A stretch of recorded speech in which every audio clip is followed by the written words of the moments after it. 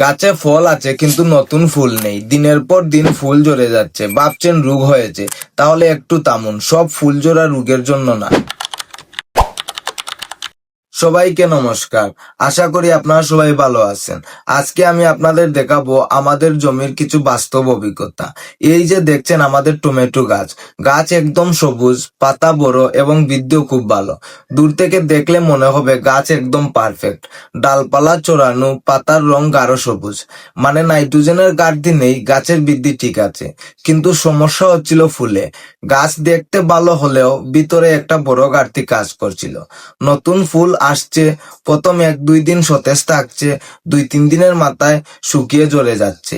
একই অবস্থা বেগুন গাছেও, গাছে প্রচুর ফুল ধরছে কিন্তু ধরে রাখতে পারছে না। ফুল হচ্ছে কিন্তু নিচের অংশ মোটা হচ্ছে না, ফল তৈরি হওয়ার আগেই ঝরে যাচ্ছে। অনেক সময় দেখেছি সকালে ফুল আছে, বিকালে মাটিতে পড়ে আছে।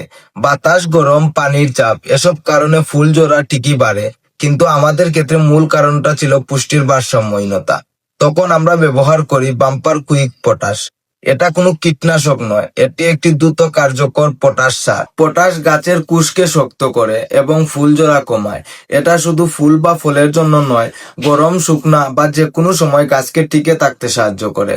আমরা 10 থেকে 15 গ্রাম বাম্পার কুইক পটাশ 10 লিটার পানিতে ভালোভাবে মিশিয়েছি।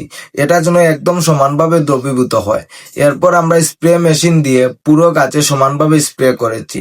স্প্রে করার সময় চেষ্টা করেছি যেন পাতার উভয় পাশে মিশ্রণ পৌঁছায়। স্প্রে করার 2-3 দিন পর আপনি ধীরে ধীরে পরিবর্তন লক্ষ্য করবেন। নতুন ফুল আর ঝরবে না। এটা শুধু আমার ক্ষেত্রেই নয়, অনেক কৃষকের ক্ষেত্রেও একই পদ্ধতি কাজ করে।